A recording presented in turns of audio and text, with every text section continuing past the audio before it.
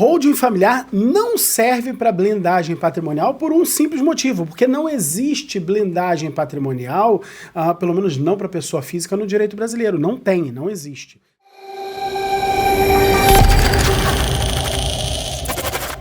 Por que esse termo blindagem ou proteção patrimonial e tal? E qual é a diferença? Primeiro, é bom deixar claro que não tem diferença jurídica, ok?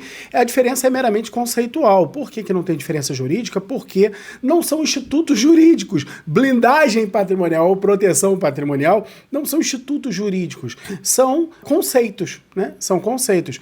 Quando a gente fala de proteção patrimonial, a gente pensa em algo que vai efetivamente criar uma barreira para que aqueles riscos do cotidiano que a gente vê na sociedade, eles não alcancem o patrimônio daquela família. Beleza? E aí já a gente pode trabalhar aqui com alguns exemplos, alguns formatos, tá? Quando a gente pensa em blindagem patrimonial, a gente pensa num cercado ao entorno do patrimônio que realmente é insuperável, intangível. Pô, imagina só, você vai lá, vai comprar um carro, né?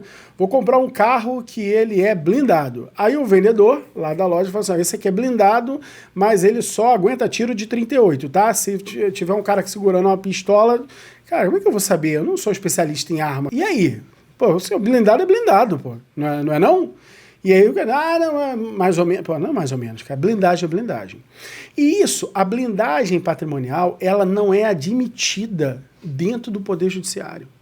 Por quê? A blindagem patrimonial também, às vezes, é denominada no Poder Judiciário como ocultação de patrimônio, é visto como um meio ardil de você não pagar eventuais dívidas que você tem com um patrimônio que você tenha, ok? Então, é um meio ardil. Vamos lá. Se eu tenho um carro, pego esse meu carro e dou de presente para minha irmã. Eu dou de presente esse carro para minha irmã. No dia seguinte, nasce uma dívida para mim. Nasce uma dívida. No dia que eu doei o carro, eu não tinha problema nenhum. No dia seguinte, vem uma dívida contra mim. Beleza? Essa dívida, vai lá, ajuizado da ação, execução, trânsito em julgado e tal, e aí vem penhorar meus bens. E aí descobre que eu não tenho nada. E ao descobrir que eu não tenho nada, o cara fala assim, mas ele doou o carro um dia antes e tudo mais, tal, da dívida existir. Cara, não tem execução no Brasil que vai alcançar esse carro. Não vai alcançar esse carro. E por que não vai alcançar esse carro? Porque aquela relação jurídica estava perfeita e acabada antes da dívida nascer. Então, você conseguiu construir um mecanismo eficiente de proteção patrimonial. Agora, imagina só se eu faço esse carro chegar na mão da minha irmã, depois da dívida já existir, depois da execução em andamento. Cara, isso é mal visto, é um mecanismo ardil. Eu tentei me livrar de pagar aquela dívida. Outra coisa é eu tentar me livrar de ter problemas. Isso pode. Agora, quando você cria algo para proteger e chama isso de blindagem, o Poder Judiciário normalmente bate nisso demais. E dizer o seguinte, porque uma tentativa de blindagem patrimonial no sentido de que, olha, já tem a ameaça e vai criar uma barreira para que isso não alcance. Como eu estou dizendo, não é um instrumento jurídico, não é um instituto jurídico, é conceitual. É conceitual. Aonde vem algum tipo de fundamento que eu já vi algum tipo de fundamento no sentido de que hoje em dia tem blindagem patrimonial que veio com a Lei da Liberdade Econômica. A Lei da Liberdade Econômica ela veio ao nosso ordenamento em 2019, a Lei 13.874 de 2019.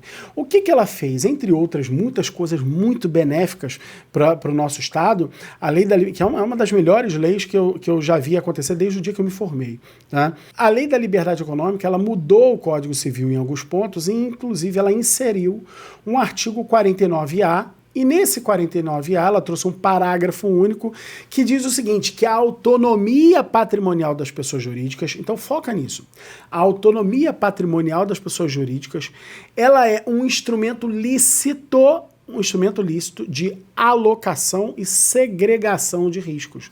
Peraí. Então, através da autonomia da pessoa jurídica, eu consigo segregar, isolar completamente o risco ou distribuir o meu patrimônio de maneira que eu tenha menos riscos. E aí, diante disso, alguns entendem que passou a existir blindagem patrimonial. Só tem um detalhe nessa história. O dispositivo começa assim: a autonomia patrimonial da pessoa jurídica. Então veja, se o ser humano pega o patrimônio dele, coloca numa célula cofre de uma holding familiar, por exemplo, cara, ele é pessoa física. Ele é pessoa física. Então não é a autonomia patrimonial dele que autoriza a segregação de risco, da onde nasceria então a blindagem patrimonial. Mas da onde vem o que eu chamo de, sim, proteção patrimonial, e essa holding familiar ela entrega?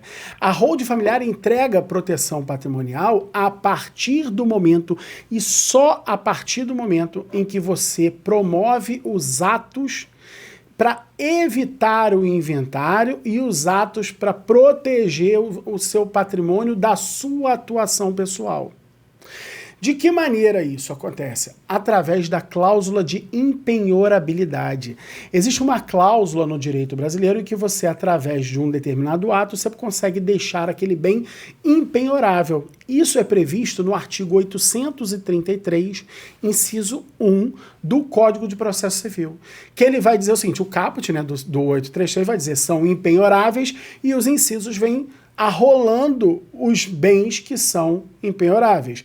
E ele vai dizer no inciso 1 que são impenhoráveis os bens, aqueles que são, por natureza, são inalienáveis, e aqueles bens que são declarados, ok, por ato voluntário não sujeitos à execução. Então, se no momento de transferência da propriedade, tá, de uma cota, de uma célula cofre, para um filho, por meio da doação, cercada com um conjunto de cláusulas que não é habitual do direito civil, que aí depois, em outro momento, você vai ver isso melhor aqui com a gente, tá? Mas se nesse momento você grava aquela doação com a não sujeição à execução, é o mesmo que dizer que você está gravando com cláusula de impenhorabilidade. Então, se um filho teu... Veja, olha por que garante proteção patrimonial. A partir desse momento, você não é mais o proprietário da cota.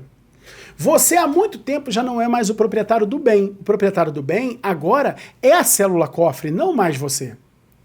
Então veja, além do bem não ser mais seu, o que agora é seu são as cotas da célula cofre. A partir do momento que você doa para o filho e bota a cláusula de impenhorabilidade, além de não ser sua, agora que a propriedade é do filho, se o filho tiver algum revés na justiça, esse revés também não alcança esse filho.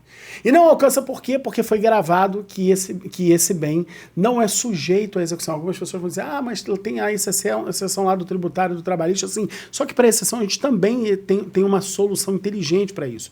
Agora, o que é imperioso o advogado saber quando vai constituir isso? Tem que ter cláusula de impenhorabilidade, porque é a cláusula de impenhorabilidade é que vai garantir esse ambiente, sim, de proteção.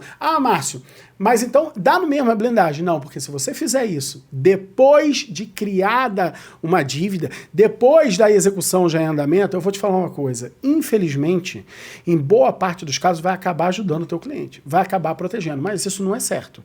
Eu digo até que cria um ambiente de proteção maior do que o que devia, mas não tem nada, o não ser certo não tem nada a ver com o que você está fazendo. Tem a ver com a inabilidade do outro lado, a inabilidade do Poder Judiciário naquele momento, enfim. Mas se o outro lado tiver o mínimo de habilidade e conhecimento jurídico, cara, vai pegar e vai desfazer aquela transferência, porque ela aconteceu depois da dívida ou depois da execução já em curso.